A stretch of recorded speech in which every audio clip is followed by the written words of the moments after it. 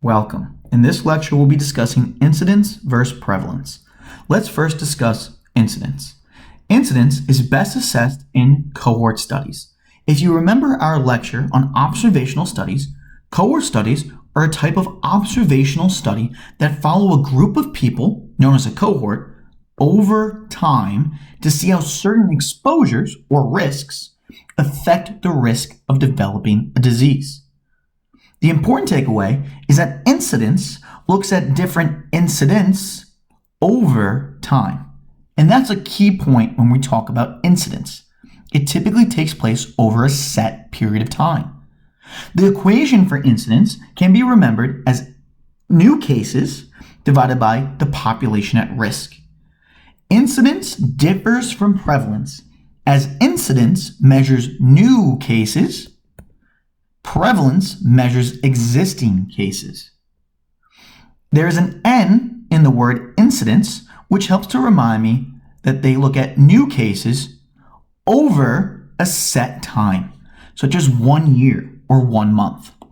Now, what exactly does it mean when we say population at risk? Well, population at risk excludes people who already have the disease. For example, suppose researchers are studying the incidence of type 2 diabetes in a population of 10,000 people over the course of 1 year. At the beginning of the study, 500 people already have type 2 diabetes. These 500 people are excluded from the incidence calculation because, again, incidence measures new cases. Thus, our population at risk is going to be 10,000 minus 500, or 9,500. If over the course of that year, 150 people are newly diagnosed with type 2 diabetes, then our incidence would be 150, or the number of new cases, divided by 9,500, or our population at risk, which would come out to 0.0158. or 1.58%. That would be our incidence rate. Now, it is also important to know that incidence is useful for identifying causal relationships and assessing effectiveness of interventions. Why is it good for causal relationships? Because causality requires establishing that exposure, or the risk, precedes the disease. Incidence does this over time by measuring new cases in the population at risk, or the population exposed to a certain risk. In cohort studies, this is important as you can compare the incidence of the disease in the exposed versus the unexposed groups. Thus, incidence is helpful for identifying causality. Let's compare this now to prevalence. Prevalence is best assessed in cross-sectional studies. If you remember again on our lecture on observational studies, you'll remember that cross-sectional studies are a type of observational studies that examine a population at one specific point in time to assess the prevalence. Prevalence, compared to incidence, looks at all occurring cases.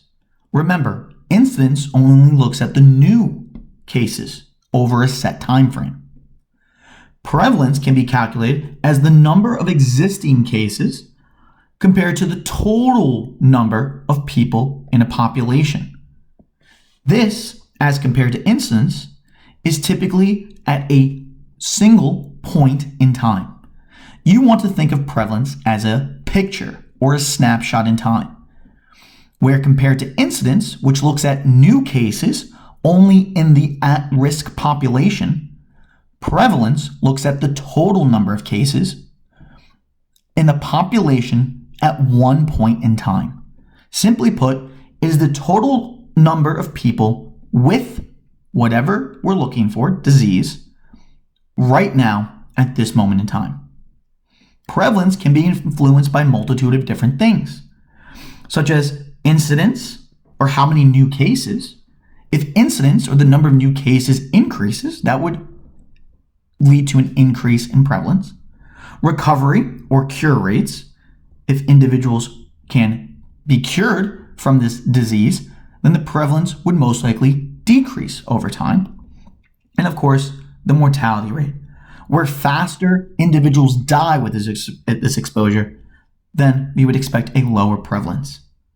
Prevalence is good for public health planning.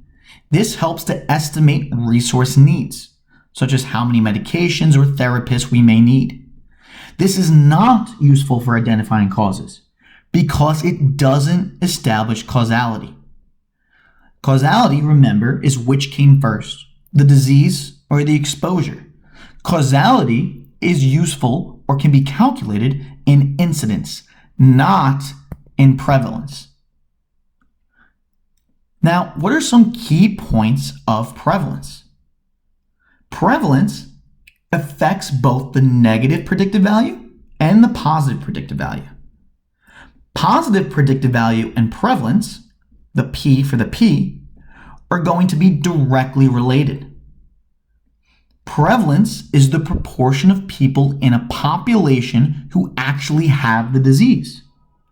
Positive predictive value is the probability that that person who has the disease will test positive on their test screening for that disease. If prevalence is high, more of the positive test results are going to be true positives, which mean that we have an increased positive predictive value. The opposite would be true for negative predictive value, where they are inversely proportional.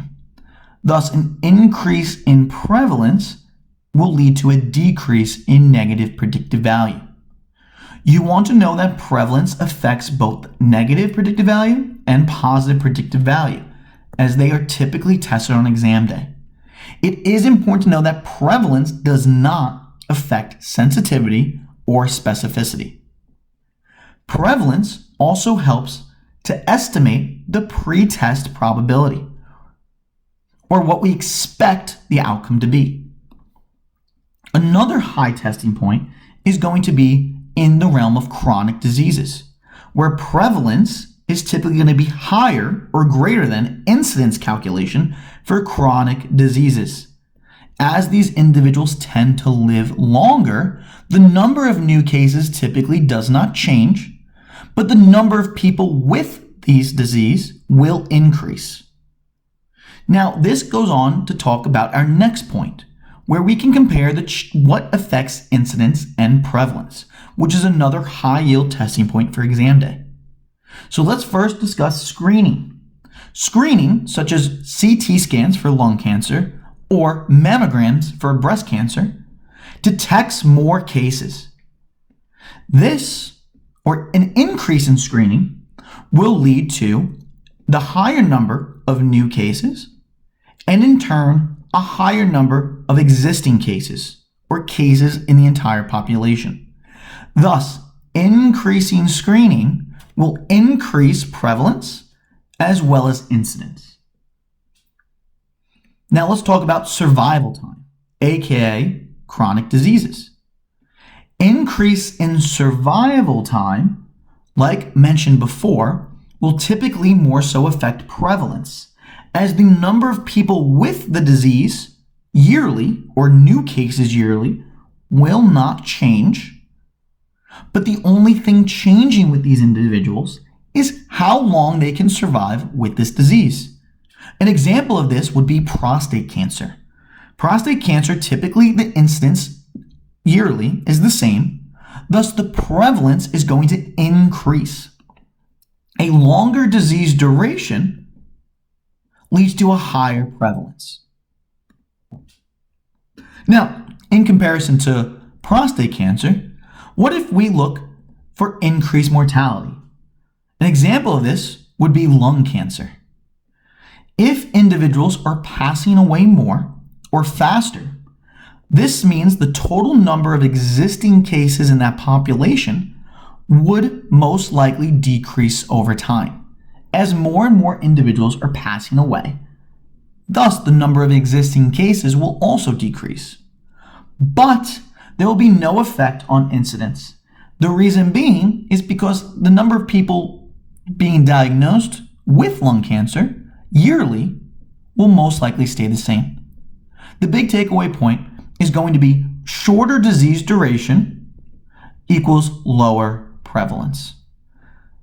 Definitely know these three. Now let's talk about one last example, vaccination. Vaccination will both lower incidence and prevalence, as this will typically prevent individuals from developing the disease. This will decrease the number of new cases, which will represent or decrease incidence, as well as decrease the number of people with existing or cases in the entire population. Vaccinations or increased vaccinations will lead to a decrease in both incidence and prevalence. This slide is extremely high yield. Now, there are other examples of what can increase or decrease prevalence, but I would argue that most questions that are going to be asked on you on test day will be from these four. So now let's discuss a few example questions. Take the time to pause this video and read this question and try your best to answer it. So the correct answer here is going to be B. Why exactly is it B? Well, the question is asking which of the following best explains the observed changes in the disease metrics. We pretty much just went over this. So we have a new vaccine has come out, which has a very good efficacy. This has led to two things. This has led to a reduction in both the number of new infections. Remember, new cases is going to be incidence, so a decrease in new cases lead to a decrease in incidence, and a decrease in the total number of active cases. This will lead to a decrease in prevalence. Thus, B, which states the vaccine decreases both incidence and prevalence, would be the correct answer here, as we are decreasing both the number of new cases as well as the total number of cases in a population. Here's one last question. Pause the video, take your time, and try to answer this one. Now, the correct answer here is going to be C. Why is it C? Well, C states that disease B has a shorter disease duration than disease A. Now, how exactly do we get that? Well, it's important to know that prevalence is roughly equal to incidence times duration. That's one way of thinking about it. So even though disease B has a higher incidence, so if we were to calculate incidence here, it would be higher, it has a lower prevalence, indicating a short disease duration. People typically recover or die quickly with this disease. Disease A has a lower incidence, but higher prevalence, suggesting that it lasts longer. Thus, disease B, choice C, which states that disease B has a shorter disease duration than disease A, based off our calculations, would be accurate, since it has a low prevalence. Remember, as individuals either recover faster or die more quickly, aka a high mortality rate, this typically leads to a lower prevalence, aka a shorter disease course. And that concludes this lecture on prevalence versus incidence.